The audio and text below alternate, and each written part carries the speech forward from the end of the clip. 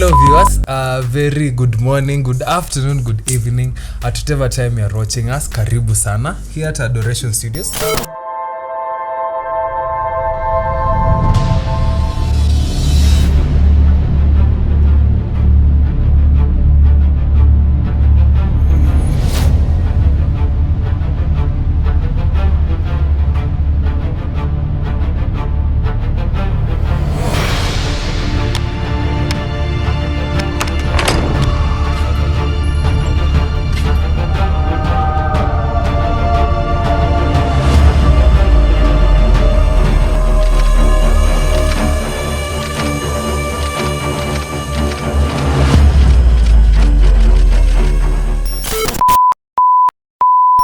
Guys, tunataka kujua huyu Samson, what was he made of, alikuwa nani, and me basically tumjue tu ndo pia we at some other time when you go have a conversation about who this Samson was, at least you know some few things here and there about him. So my friend here Job, I'm going to take you through it alafu aambie what it's all about. Okay, thank you viewers. We are looking at a very brief bio about this guy, and we are going to just mention like this guy lived between the year 1135 and 1115 BC, and he was the only son for that matter to to Manoah and the wife, of which the wife you not mentioned, and he was from the tribe of Danite, in a place called Zorah, which is in Israel, I believe, and he was a strong man. Indeed, he was a strong man. And looking at his life, he did a lot of things. He married twice. Did you realize that? I don't know. He married twice. And now, that is the story. That is the story. And we see that at the end of it all, not forgetting, he was a judge for 20 years. Yeah, he was a judge 20 years. 20 years. And he died together with many people. That is the end of the biography. He was buried between Zorah and Eshtaol, where the father's grave was. His dad was. Dad was buried between the Manoah. Zorah, Manoah, the father, was buried between between Zorah and Eshtaol. In between was the grave of his dad, and that is where he joined him. That was the story, brief story of Samson. Yeah. Also, guys, I think I'll come with a segment of way fact, because I've just realized there's a way fact over there. Umsiachi alimari mara ngapi? Alikuwa mademo ngapi? So that's a way fact to the yeah, so let's roll. So we are going through now the whole thing now. Yeah, basically what the whole thing was all about, from birth then to editing. Yeah, we're looking at Judges chapter 13, 14 through 16. Yeah, those are 4 verses, and each verse has a story about this guy. We have Judges 13 talking about his birth. We have Judges 14 talking about the meeting with the first first lady whom he was interested in and married, and that was Timnath. We see chapter 15, it's a revenge. Kulikuwa na heartbreak hapo mti yangu. Kulikuwa na heartbreak hapo mti yangu. Tutaingilia maneno. Hiyo ni summary tunafanya, but tunafanya hiyo story.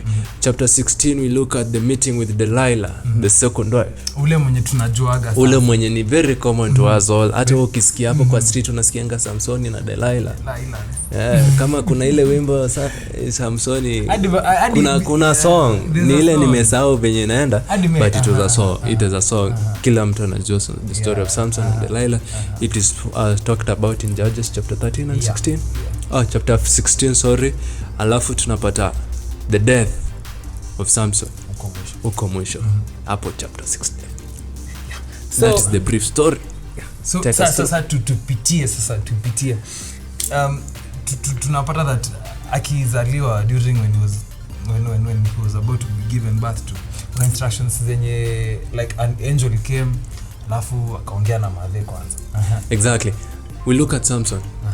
Si venye ulizaliwa. That guy was born different. Si kama mimi, not like me. Not like you, not like me, not like anyone in this world. That guy the father was known, but the mother, we don't know much about her, but we know that she was childless. When you say a woman is childless, tends to mean that she's barren.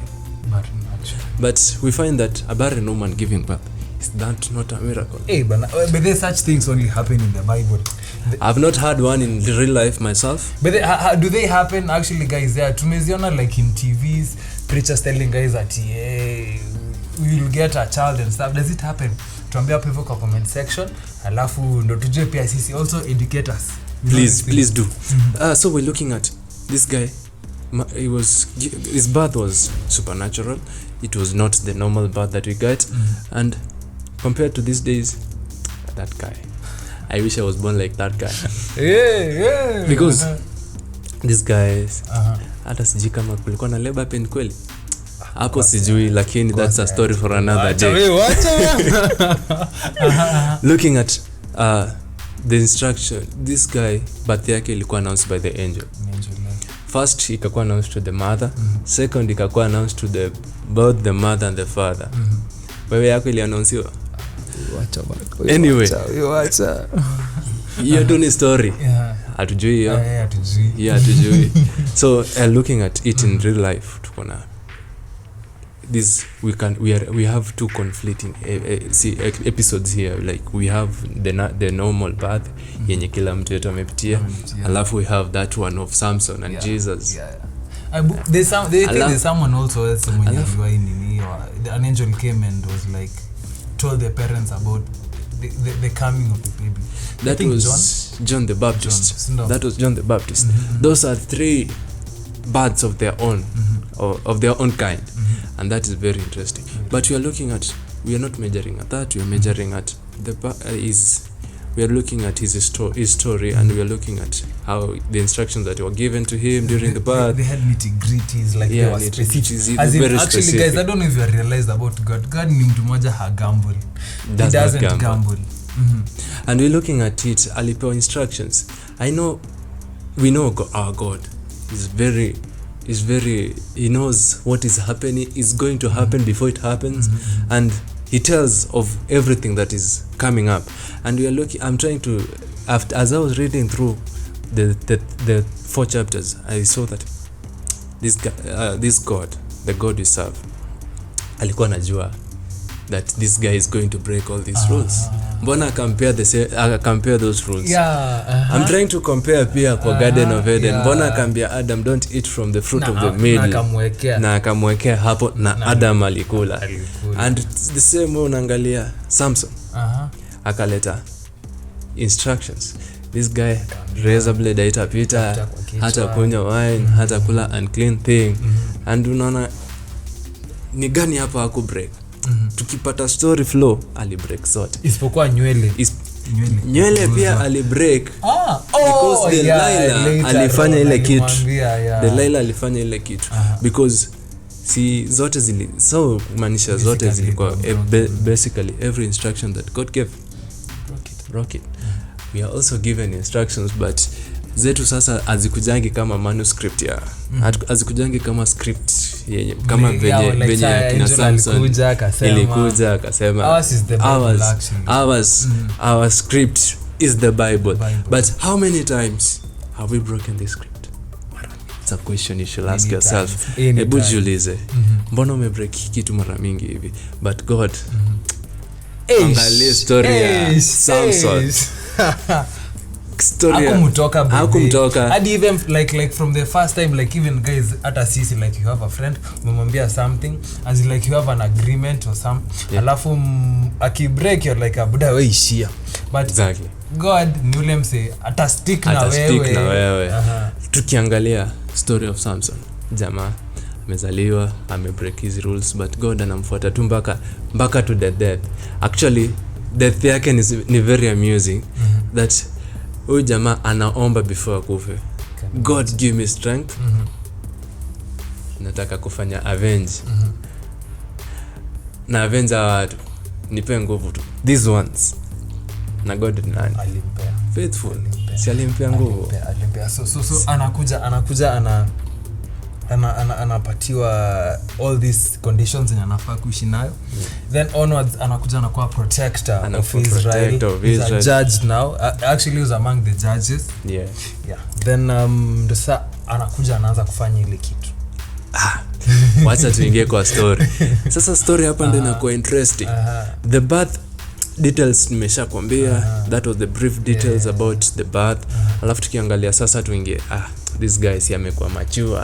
Sasa anaweza jiongelea. Anaamua kuventure kuingia soko. Anaingia soko guys, anaingia soko, bilisuti tuko soko, lakini si uko soko. Uko soko.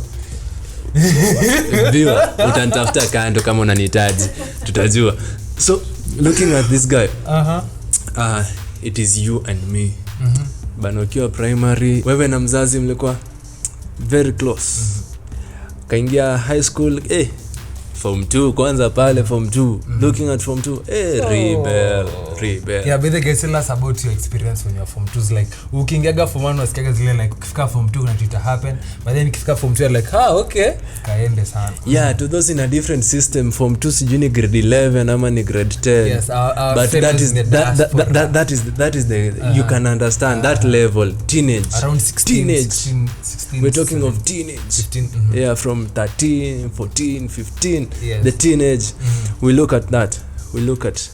I think Samson was at that point. Yeah, alikuwa young guy actually. Yeah, that guy was like us now, the teenagers of this generation. We look at this guy. Amefika hiyo teen. Now sasa ndo sisi. Sasa hata ukisikia mzazi anakupigia simu na muuliza, what is that? What are we talking about?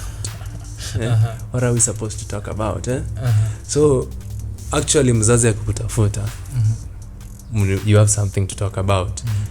And in most cases, unless kuna baby's boy, mama's girl, hao ndo anatafutwa sana, lakini sasa there is us. Kuna wale mko wengi kuna wale that what you say sticks, and the parents agree na wewe. Now we look at Samson. He was the only kid. Yeah, mommy's boy. Yeah. And akafika hiyo period ya sisi kama sasa venye tuko sahi. We are making our own decisions. This guy alikuwa anaenda venture and making his own decisions, and now akapatana na this lady. Hey, has about to get on fire because this guy ameanza hunt. He's hunting, but he did one very big mistake. Do you know the mistake he did? Tuweke hapo hivyo kwa comment section, but before that we're going to take a quick commercial break, alafu we'll see you on the other side. Tujue Max alifanya pia sisi tunafanya. Is it also affecting us? Very true. In a few minutes I'll see. Welcome back. We had left it at the point when he's doing a mistake. So what did he do? That guy, he broke the first instruction. The instruction was, do not venture into lands zenye ziko out of your boundaries. Fine. Yeah, because these guys, they were holy guys, as in we also know that the Israelites are saying the chosen ones.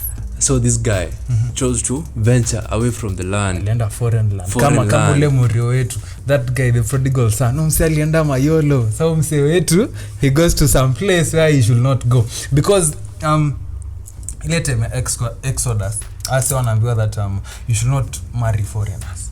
Exactly. Hey, mse amekaa hapa hivi like Adventista amekaa hapa hivi na their ladies wanaangalia hapa, they're like, hey, hapa hawezi. Even like a very good example. Wale the I think it was time of Noah. Yeah. Post that penye we hear that the sons of men, they saw the daughters of men were beautiful. Yes. Were beautiful. Lakona wengine soko haiwezi. Yeah, actually now we see Samson ana venture into the world, and anapatana na this lady Timnath, the lady of Timnath, alikuwa hiyo mtaa, one of the Philistine ladies, mrembo tu sana. Keki. Najaribu kuimagine you boy child, ule mwenye unaniangalia sahi, kuna ule tu dem mmoja ukiangalia tu hivi unatoa hata acha hiyo, hata words zinanishinda personally. Kuna ile tu unalack words hata unashindwa tunaanzia wapi. Now I tend to think that this Samson aliona such a lady, same situation. But sasa unakumbuka this the lands of the foreigner. Haufai kuventure. Instruction number 1, chorea down. Kwa usifike, ameangusha. Ameangusha. Aha. So this guy is interested. Anaenda naambia Zae, bana Zae, I have this guy. I have this girl, this lady. Bana nimeona tu mtu. I need this lady. Si mwingine, huyu tu. We situation sahi umeona ngapi? Wengi. Umepeleka ngapi kwa mzazi? You know. This guy anaona wa kwanza na anampeleka kwa mzazi. Hadi hakufikiria twice. Hata kufikiria. That's the mistake many of us do. Exactly. Many of us, as in ukikutana na mse first time you're like she's the one. Hadi you never sit back. That's why tunasikia like men relationships size wanakaa but then afterwards you're like sikukuona naita bia ulitoa wapi? So guys, you should first of all wanasema think twice. But ile love at first sight hiyo kitu inafanya watu mbaya huku nje. Please, my dear viewer, do not consider that. Love at first sight, I don't recommend. Inakuwa big lie. It's a big lie. Honestly, on my part, love at first sight is a deceit. It's a deceit yenyewe. Like that is what Samson faced. Back to our story. Samson faced love at first sight. Loves this lady, anaenda mali safi, anapeleka kwa mzazi anamwambia bwana, no, this one is not no. Unajua kwanza ukileta into this in a culture, in our cultural world these days, unapata wazazi akikwambia no, yenyewe jaribu ku-question mbona umeambiwa no. Achana tunachia tu. Mama umesema no. Hiyo tumeachana na. Yes. Now tunamaliza the story of Timnath. This guy meets Timnath and wanafanya ile kitu alafu wanakuwa something. But tunapata the turn out of the story hapo mwisho. Inakuwa something else. This guy aliacha bibi yake. Alimwacha huko kwao. Akirudi hivi kuenda kurudi tena. Ashapeanwa. So it means like even like those guys, they didn't keep part of their deal. They did not keep part of their deal. And this is how we find that Samson anafume. Bana anakula moto. Imagine if it were you in that situation. Imagine if it were you. Then how will you react to that situation? Let us find out how Samson reacted to the same situation. Hey. Samson. Tunaingia chapter 15. Umse alipigwa heartbreak. Roho yake ilifanywa ile kitu. So we are going to look at what he did, but let's take a quick break, then we'll see you in a few seconds. No, tujue wewe ukifanywa heartbreak unafanyaga nini kwanza? Tuwekea hapo kwa comment section, alafu tujue Samson, what did he do in a second.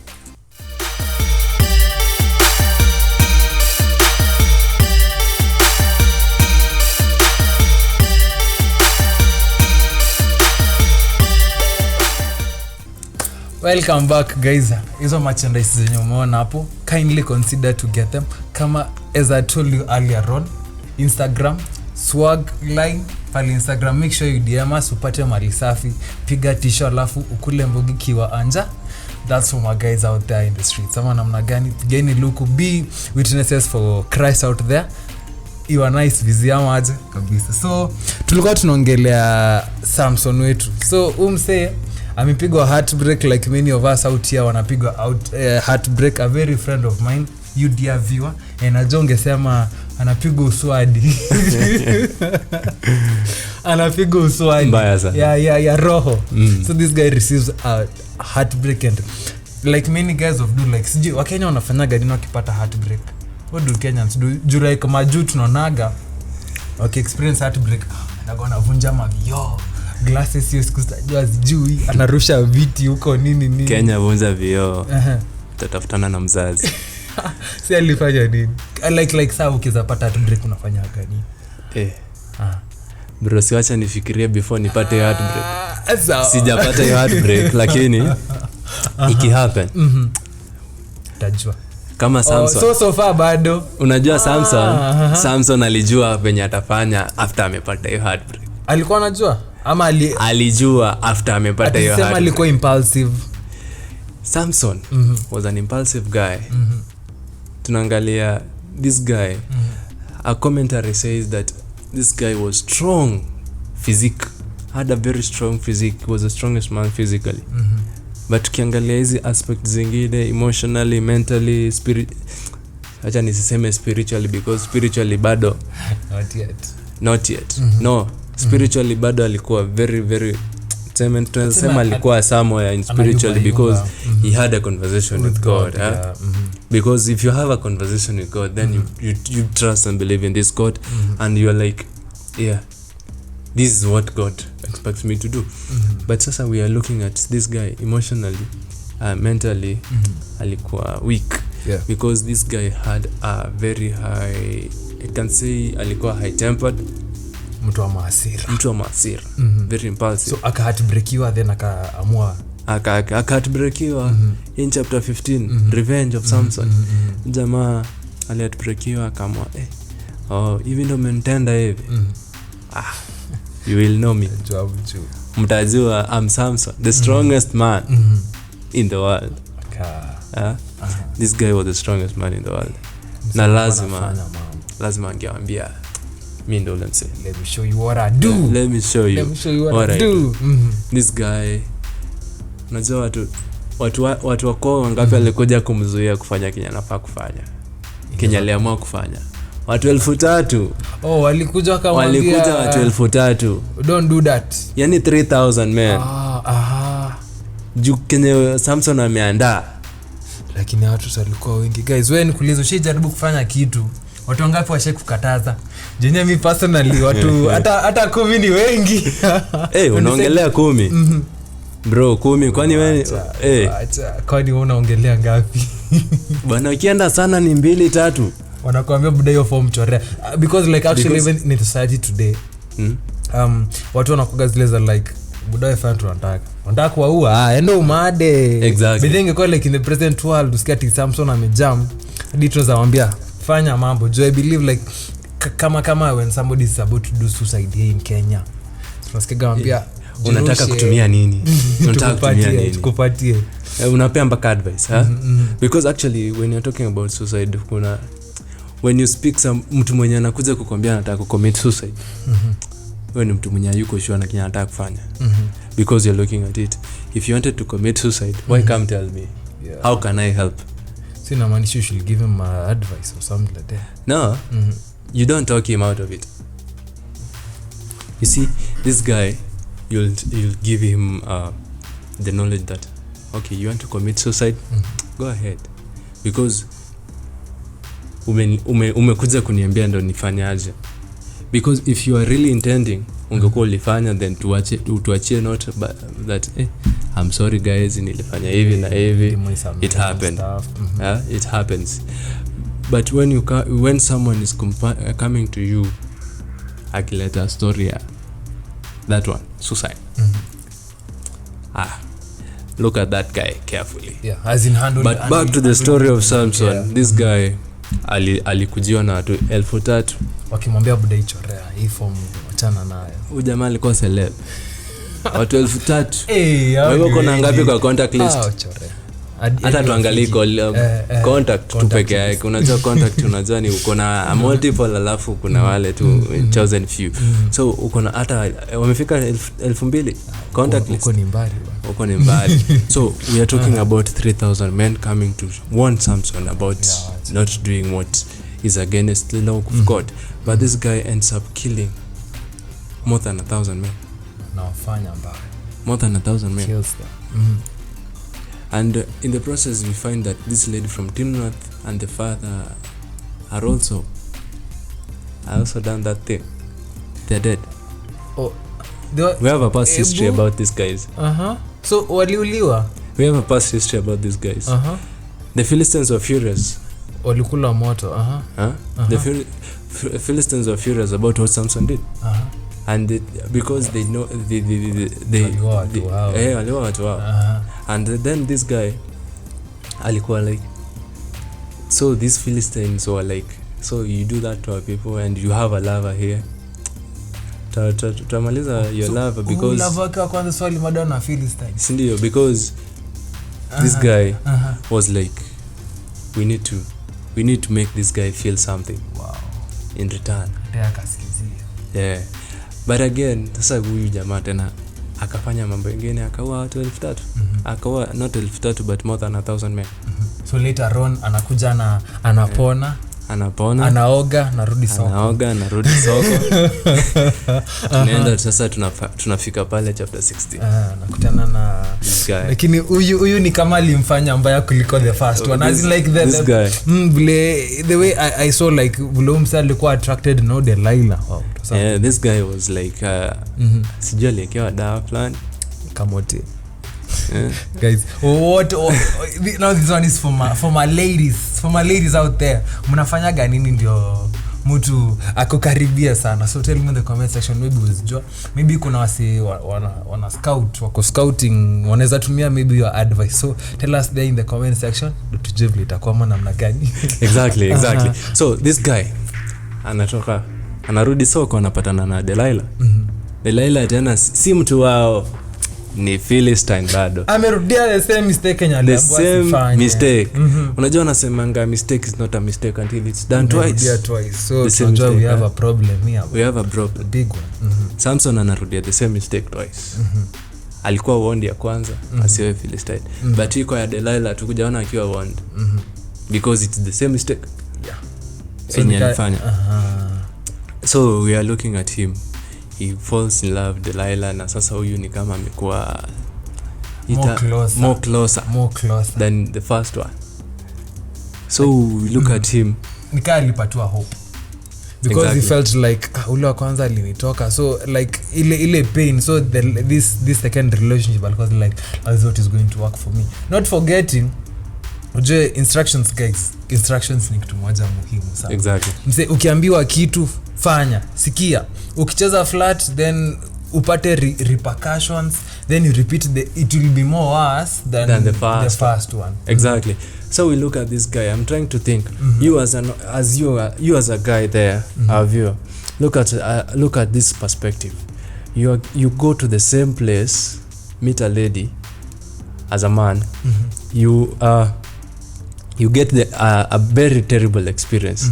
Then you go back to the same place with your normal senses, meet another lady of the same caliber, na bado na, are you okay?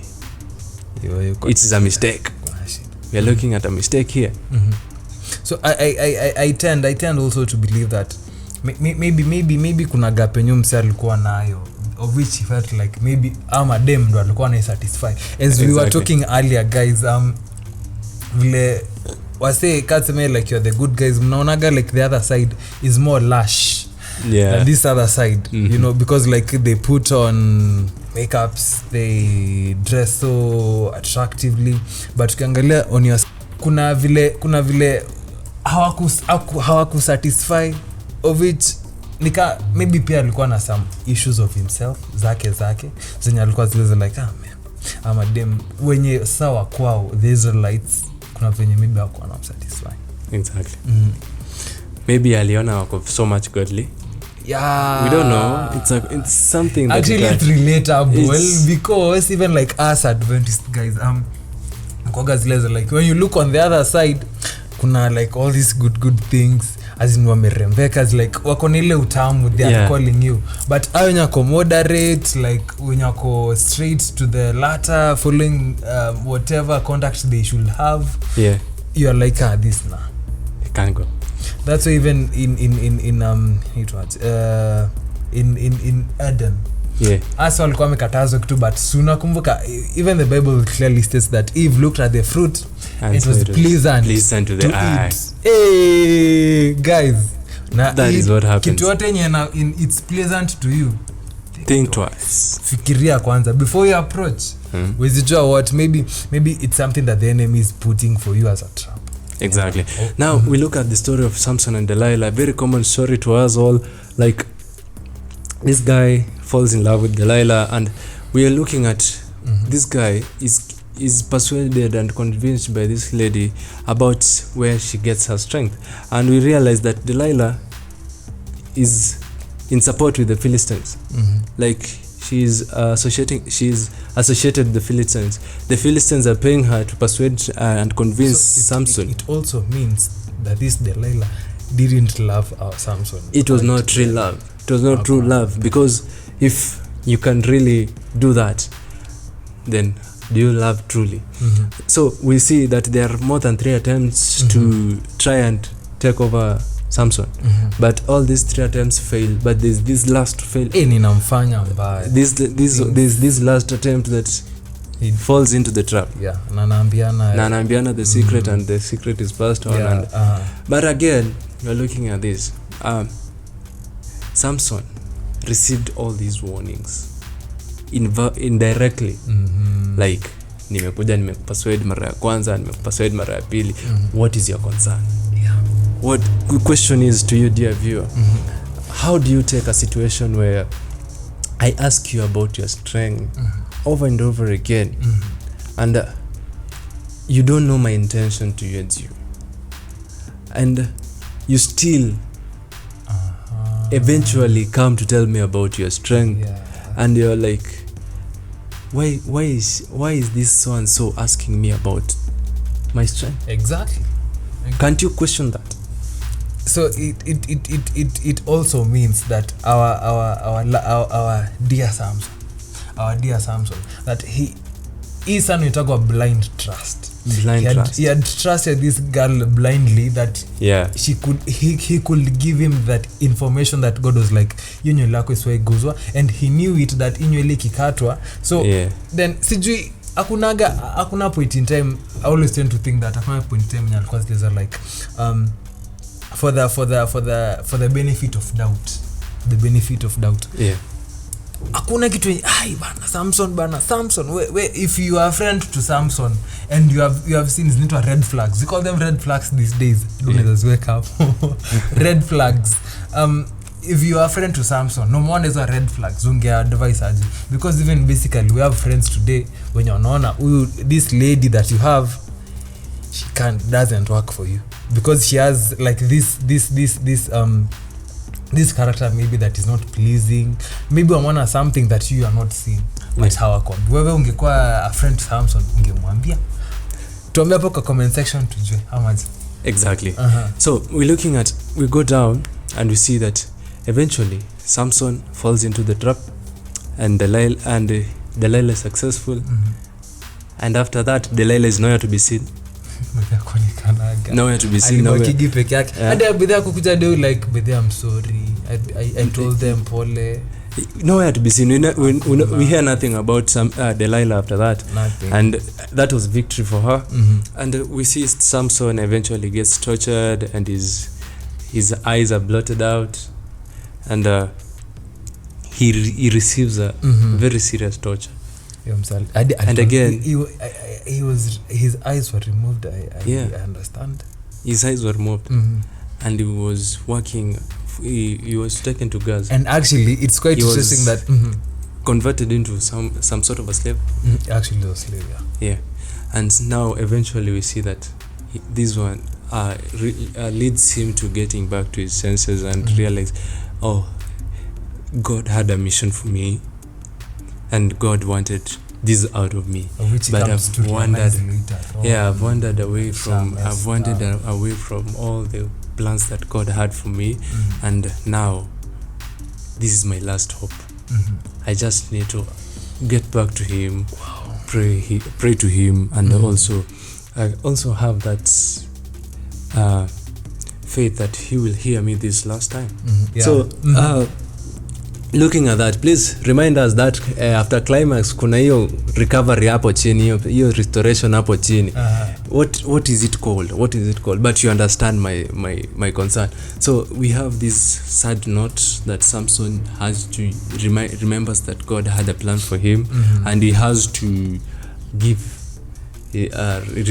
ask for forgiveness again, and also ask for the final favor from God that he may be able to get that strength to avenge the life that the Philistines have all that the Philistines have taken from him.